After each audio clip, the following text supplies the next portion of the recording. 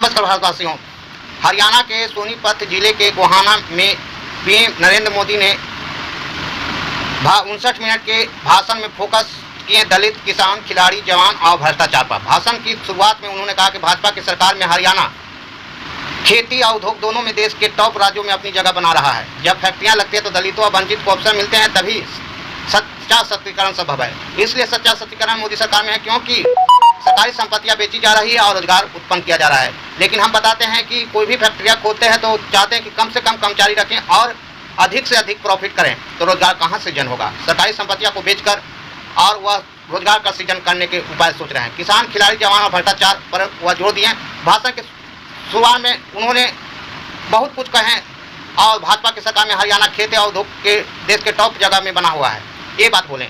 लेकिन बताते हैं कि किसान के लिए, किसान जो आंदोलन किए थे उसमें 700 किसानों को जो शहीद हुए थे और उसमें 2 मिनट का मौन नहीं रखा गया था।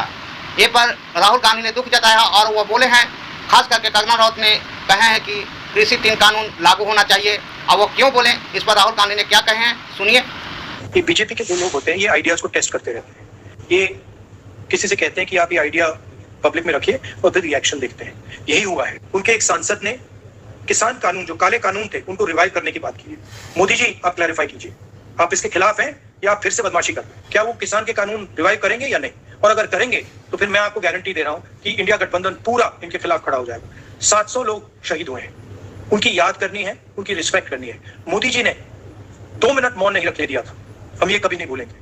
धन्यवाद। सुन लिया कि कितना नरेंद्र मोदी झूठ बोलते हैं, क्या परीक्षा लेते हैं, क्या जांच करते हैं। किसानों को लेकर कहा, हमने तेल के आयात पर टैक्स बढ़ाया है। हरियाणा में 24 फसलों पर MSP दे रहे हैं। किसानों का भविष्य भाजपा के हाथ में सुरक्षित है, ये बात बोले हैं। झूठ, सफेद झूठ। तो आपके सांसद कंगना रनौत ने ये सब बात कहा है, 3 कानून को बात बोलते हैं। खिलाड़ियों का जिक्र करते हुए उन्होंने कहा, पेरिस ओलंपिक में कई मेडल हरियाणा आए हैं।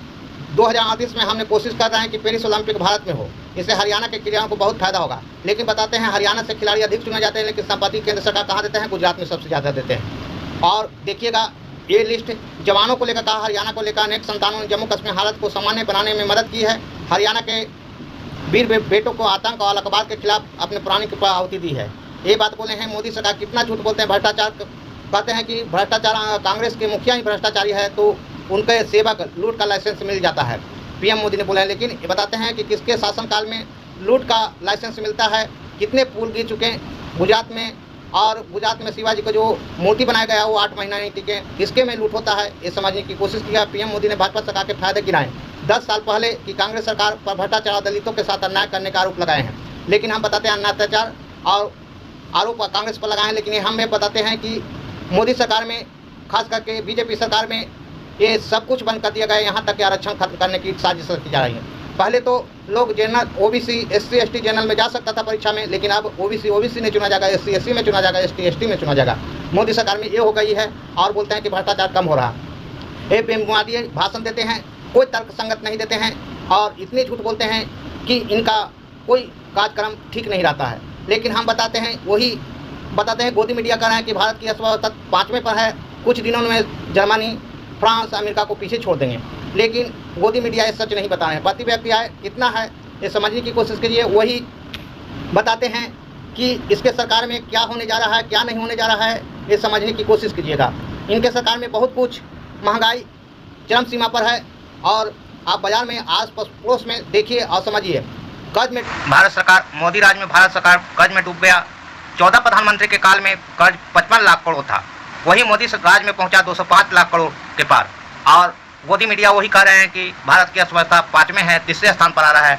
अब कैसे आ रहा है, किस फार्मूला से आ रहा है, ये मेरा पता नहीं चलता है कि कैसे गोदी मीडिया बोल रहे हैं कि भारत की अर्थव्यवस्था जो है ये 3रे अर्थव्यवस्था पर आया है, जो अमेरिका, जापान, जर्मनी, वो सभी को पीछा छुड़ा रहे हैं, सबसे आगे हो जाएंगे, सब पीछा छुड़ 10 वर्ष की व्यवस्था। कैसे बोल रहे हैं पता नहीं चल रहा है। वीडियो प्राप्त करने के लिए चैनल को लाइक, सब्सक्राइब और बेल आइकन घंटी दबाएं।